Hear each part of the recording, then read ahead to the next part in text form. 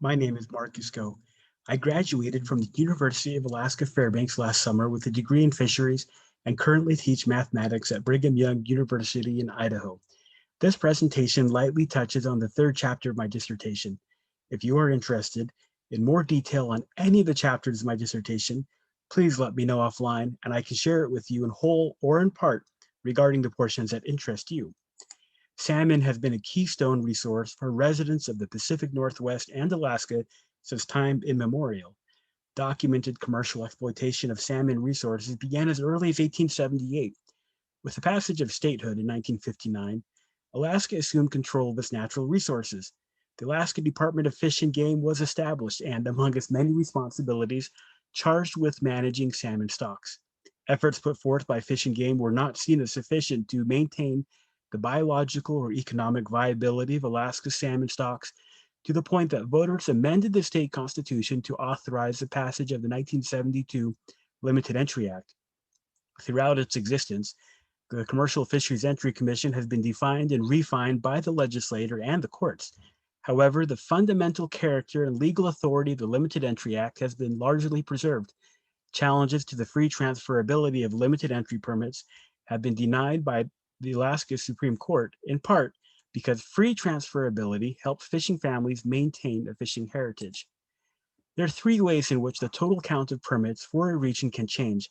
Permits can be transferred, permit holders can migrate from one region to another while continuing to hold their permit, or permits may be administratively canceled, such as when the holder of a non-transferable permit exits a fishery. Transferability allows but does not ensure that permits remain within fishing families and fishing communities.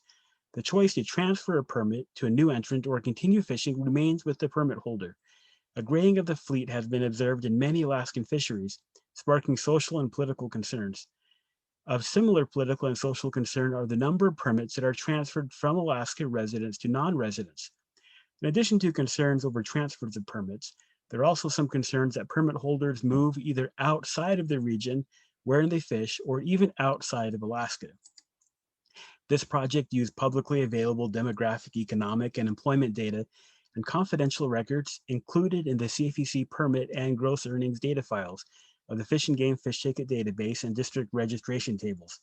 Access to the confidential data was conditioned on a signed agreement that prohibits dissemination of the data and requires that the results be aggregated to protect the confidentiality of individual records. Permits can move from one community to another through their transfer to individuals who live elsewhere or when a permit holder emigrates. These changes in the number of permits and permit holders can affect communities. When permits leave a community, there are fewer employment opportunities for permit holders and crew members and less local spending on vessel repair and support services and crew and vessel supplies, leading to reduced community economic activity. Conversely, increases in the number of permit holders bring additional jobs, additional spending, and increased economic activity to the community. While the patterns and consequences of permit transfers have attracted formal analysis, little attention has been given to permit holder migrations, the subject of this chapter. The analysis in this chapter seeks to elucidate some of the conditions and factors that affect the migration of permit holders. We examine the relationship between migration and aspects of demographics such as unemployment rates, average real gross earnings or permit holder influence, economic diversity, and other factors as well. While gender and race might influence migration rates, reliable comprehensive data on those demographic characteristics is not included in the CFEC databases, and confidentiality regulations preclude matching the CFEC data with data sets that might include those characteristics. Some fisheries are prosecuted in relatively short amounts of time. For example, the majority of all commercial landings occur within 6 weeks in the Bristol Bay gillnet fisheries. In other fisheries, such as the Southeast Alaska salmon troll fisheries, some landings occur throughout the year. In economically depressed areas with few non-fishing employment opportunities, such as Bristol Bay, the opportunity cost of remaining in a community near the fishery can be high enough to entice permit holders to seek employment and housing outside of the region when the fishery is closed. Some areas, such as Cook Inlet, have high rates of local participation and stable permit numbers. This may be because Cook Inlet includes large urban areas, such as Anchorage, which offer lower costs of living and greater employment opportunities in the off-season. Salmon limited entry drift, and set gillnet fisheries included in this study were in the regions of Southeast Alaska, Yakutat, Bristol Bay, Kodiak, Alaska Peninsula, and Prince William Sound. We began with an exploratory analysis of each candidate explanatory variable.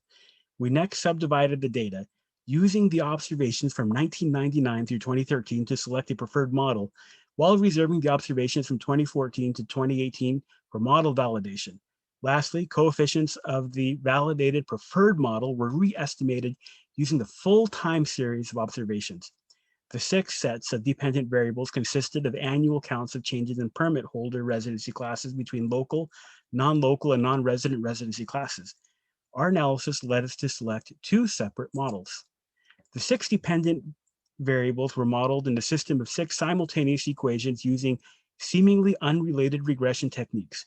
Each equation included a common set of explanatory variables: average real gross earnings per permit holder, the annual rate of permit transfers defined as the ratio of permit numbers of transfers over the number of permits, wage rates of construction workers local to the area, annual mean ex-vessel prices of catch, the regional unemployment rate, and other variables listed in this slide.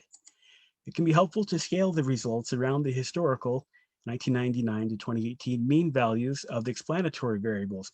Conditional estimates of the mean annual number of each of the 6 permit migration patterns for each fishery are recombined to yield estimates of permit holder total net migration for local, non-local, and non-resident regions for set gillnet and drift gillnet permits.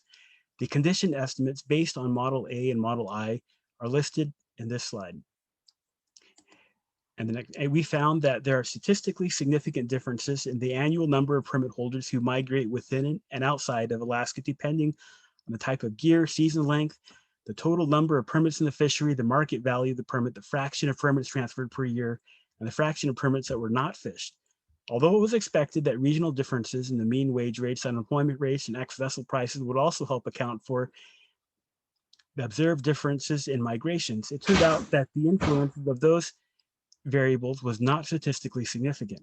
Across all 9 fisheries, our analysis found an increase in the number of permit holders moving from Alaska to other states. Increases in the fraction of permits transferred were associated with decreases in the number of permit holders who migrated from local to non-local Alaskan domiciles. Increase in season length reduced the number of permit migrations differently among residency classes. We were able to identify how changes in permit prices affected different residency classes. Increases in the total number of permits in each fishery were associated with increased number of permit migrations. While this is not surprising, it indicates changes in the number of permits need to be accounted for before we try to interpret the influence of other explanatory variables. Increases in the fraction of unfished permits are associated with statistically significant decreases in the number of permit migrations from local to non-local in both the set gillnet and drift gillnet fisheries, and from local to non-residents, non-local to local, and non-resident to local in the drift gillnet fisheries, but have an opposite and statistically significant effect on permit migrations from non-local to non-residents in the drift gillnet fisheries. While most of the loss of limited entry permits from regions nearest the fishery is a result of sales, over time migrations of permit holders has been another significant component of the decline in local holdings of fishing permits. Surprisingly, in our analysis of 9 gillnet fisheries in Southeast Alaska, South Central Alaska, Southwest Alaska, differences in wage rates, unemployment rates, and ex-vessel prices of salmon did not help explain the variations of permit migrations over time or across fisheries. Instead, permit migration was affected by differences in the average number of days when landings occurred, changes in the market value of permits, fishery to fishery differences in the local number of permits, and annual differences in the number of latent permits. Unfortunately, except for season length, these factors are beyond the influence of fishery regulators. Furthermore, while fishery regulators can affect season length, they cannot control the biology and phenology that determine salmon run timing or the scale efficiencies that factor into when seafood processors will be willing buyers. Thank you to the many people who helped me along the way. Special thanks goes to the extremely patient and knowledgeable Dr. Keith Criddle. This project was much improved upon by the many contributions from my graduate committee.